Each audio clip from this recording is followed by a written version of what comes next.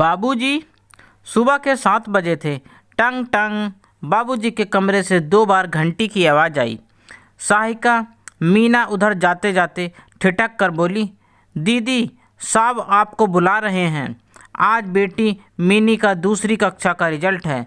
Office से पहले उसके स्कूल भी जाना है। तेजी से हाथ में घड़ी बांधते हुए मैं बाबूजी के कमरे में आई। वहाँ हल्का अंधेरा पसरा था। मैंने खिड़की का पर्दा हटाया। बाहर की रोशनी झप से बाबूजी के बिस्तर पर पड़ी। हाँ बाबूजी, मैं आ रही थी, उन्होंने कुछ अस्पष्ट सा कहा। मैंने अपनी हथेली उनके हाथ पर रख दी। कई दिनों बाद उनकी आंखों में चमक थी। मैं जानती हूँ वो मिनी को आशीर्वाद दे रहे थे। डॉक्टरों का कहना है कुछ महीनों में उनकी तबीयत सुधर जाएगी, वो पहले की तरह बोल पाएंगे। पर उनकी हर बात मैं समझ लेती हूँ, जैसे माँ को शिशु के हर इशारे का पता होता है। मन बचपन के गलियारे में भटकने लगा। बाबूजी की रौबली आवाज़ कभी पूरे घर में गूंजा करती थी। कुंदन जैसा तपा हुआ रंग, घनी मूछें और लंबा डील डॉल। इसके विपरीत माँ एक हरे बदन की तीखे नैन कलश वाली थी, रंग गोरा पर दबता हुआ सा। जहाँ बाबूजी आत्मविश्वास से भरे थे, कुशल व्यापारी, गांव के सबसे बड़े रईस होने का दंभ उनके हाव भाव में बसा हुआ था, वहीं माँ को हमने कभी ऊंची आवाज़ में बोलते ना सुना था। सुना है उनके बाबूजी से रिश्ते के समय ही दादी ने साफ कह दिया था, हमारे यहाँ औरत जात की ना चलती। माँ ने कभी अपनी चलाई भी नहीं। वह अंतर्मुखी थी। उनका सबसे बड़ा अपराध पहली औलाद यानी मुझे एक बेटी को जन्म देना था। बकौल दादी, हमारे खानदान में छोरी ना जनी जाती या जन्म लेने ही नहीं देते थे। पुत्र होने की स्थिति में बाबूजी सारे गांव को भोज देने की इच्छा रखते थे, पर मेरे जन्म ने उन्हें क्रोध से भर दिया था। उनका बस चलता तो खाट के पाए के नीचे रख कर या दूध भरी परात में मुझे डालकर मुक्ति पा लेते। यह माँ का पहला और आखिरी विद्रोह था जो उन्होंने मुझे जीवित रखने के लिए किया, वरना खानदान के नाम पर बेटी की बलि आम बात थी। 2 साल बाद बाबूजी और दादी की इच्छा पूर्ण हुई, जब मेरे भाई दीप ने हवेली को अपने पहले रुदन और गुंजयमान किया। बाबूजी ने दीप को कुल दीपक का सम्मान दिया, पर माँ का अपराध रत्ती भर भी काम ना हुआ। दीप राजकुमार की तरह पल रहा था। उसकी हर इच्छा, हर छोटा सा इशारा सबके लिए आदेश था। कहीं गलती से वो गिर जाता या हल्की फुल्की चोट खा जाता तो नौकरों के साथ साथ माँ और मुझे भी बाबूजी के कोप की चुबुक सहनी पड़ती। जब देखो बाबूजी दीप की चिरौरी करते, उसी से खेलते, घुमाने ले जाते, हर जिद पूरी करते। उनके लिए मैं केवल नेपथ्य में कभी कभी नजर आने वाला साया थी। कुछ साल बाद दादी चल बसी। दीप के पास बाबूजी थे तो मेरे पास माँ का संबल था, या शायद मैं माँ का सहारा थी, चाहे मुझे बाबूजी की उपेक्षा मिलती हो या भौतिक सुख सुविधाओं की मुझे कमी ना थी। बाबूजी ने हर सहूलियत दी हुई थी, बस भावनात्मक लगाव नदारद था। स्कूल में मैं खुश रहती, ढेरों सहेलियां और उन्मुक्त वातावरण, पढ़ना मुझे पसंद था। किताबें अनोखी दुनिया का दर्पण जो मेरे कल्पनाशील मन को पंख लगा देती। समय के साथ दीप से ईर्ष्या पिघलने लगी। मैं स्वयं को बंधन मुक्त समझने लगी और उसे जंजीरों से जकड़ा हुआ। मुझे उससे प्यार तो था, उससे बात करना, खेलना चाहती थी, पर जो विशिष्टता का विष उसके बाल मन में घर कर गया था, वो उसे किसी से जुड़ने नहीं दे रहा था। मेरे साथ उसका व्यवहार एक मालिक जैसा रहा। माँ के साथ भी बदतमीजी से बात करने से नहीं चूकता था। मैं जंगली बैल सी बढ़ रही थी। हर कक्षा में सर्वोपरि प्रथम आती या इनाम पाती तो माँ खुश होकर बधाई लेती, साड़ी के कोर से आंसू पोंछती। वहीं दीप बस पास भर हो जाता तो बाबूजी फूले न समाते, मेरी सफलता देखकर भी अनदेखी करते। हाई स्कूल पास करके मैंने शहर के बड़े कॉलेज में लॉ में एडमिशन ले लिया और हॉस्टल में रहने लगी। गांव बस छुट्टियों में ही जाना होता था। मेरा लॉ का तीसरा वर्ष था, तभी बाबूजी ने दीप को अमेरिका की एक यूनिवर्सिटी में एनरोल कर दिया। वहाँ की तड़क भड़क ने उसके होश उड़ा दिए। हर थोड़े दिन बाद वो पैसे की डिमांड करने लगा। बाबूजी भी शौक से पैसा भेजते रहे। लॉ की पढ़ाई पूरी होते ही मेरी दिल्ली में एक लॉ फर्म में नौकरी लग गई और यहाँ मुझे अपने जीवन साथी सुधार कर मिले। नाम के अनुरूप मधुर व्यवहार, बुद्धिमान और सुशील। पहले ही दिन मैं उनके व्यक्तित्व से प्रभावित हो गई। साथ काम करते हुए उन्हें अच्छी तरह जाना, परखा। अनंत जब उन्होंने विवाह का प्रस्ताव रखा तो मैंने तुरंत हाँ कह दी। कुछ समय बाद सप्ताहांत पर गांव गई तो पहली बार बाबूजी से किसी गंभीर विषय पर बात की। उन्हें बताया कि सुधाकर मिलना चाहते हैं।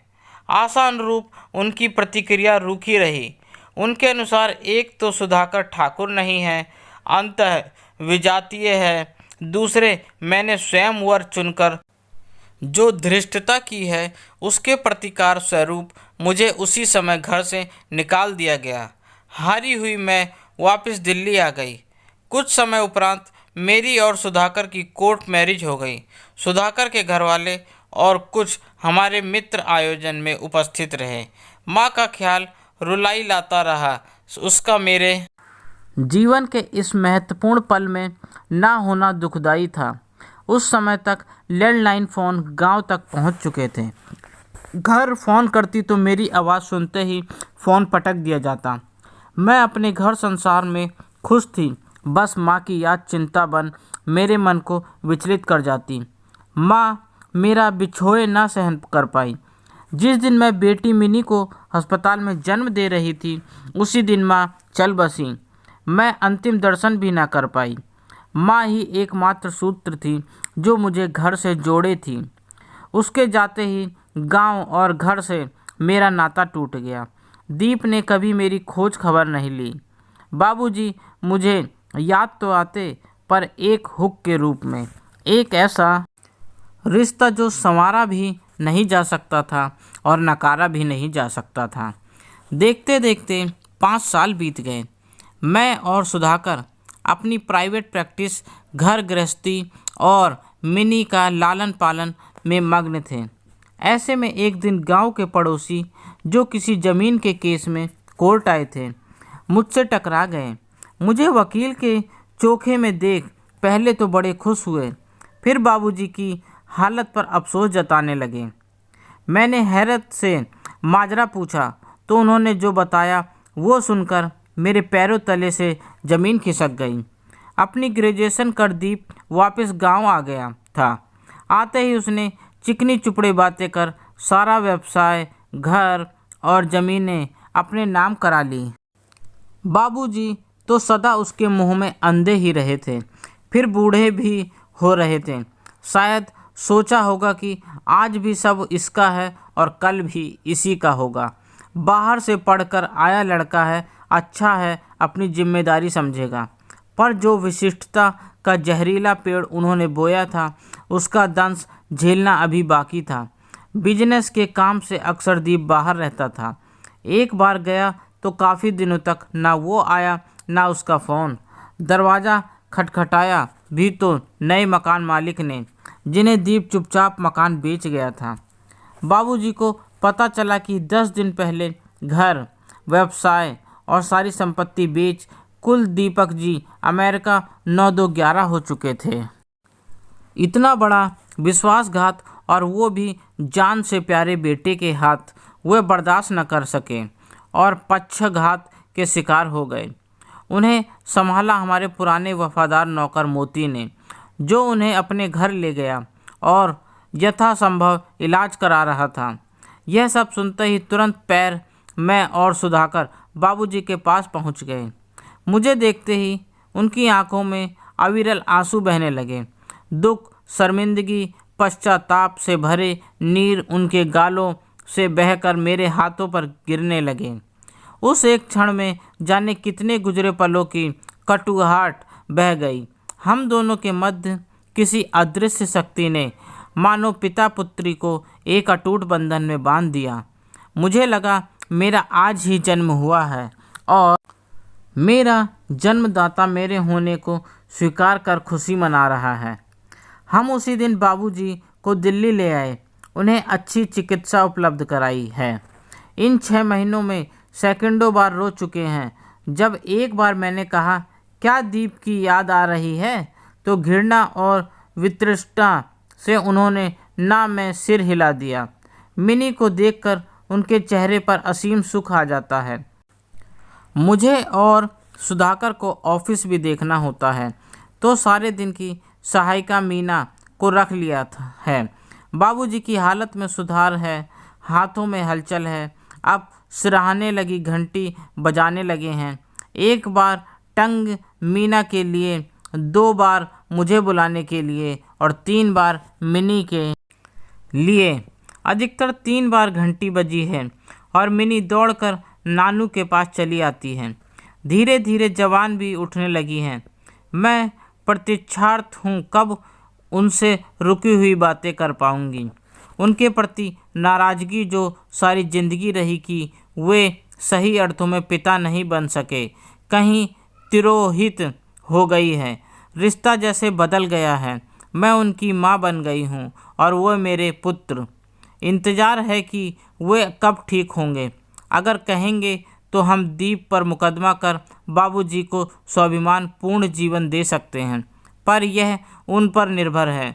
अभी तो दीप के नाम से ही उनका चेहरा गुस्से से लाल हो जाता है। जब वो मुग्ध होकर मुझे और मेरे परिवार को देखते हैं तो मन करता है काश माँ भी यहाँ होती। दीदी, मिनी बिटिया कब से गाड़ी में बैठी है, चलिए आप स्कूल के लिए लेट हो रही हैं। मीना की आवाज़ से मैं तंद्रता से बाहर आई। बाबूजी को माथे पर चूम मैं मेन गेट से बाहर निकल आई। दोस्तों, आपको मेरी यह कहानी कैसी लगी, प्लीज़ कमेंट करके ज़रूर बताएं और मुझे सब्सक्राइब भी करें। आपका अपना दोस्त, धन्यवाद।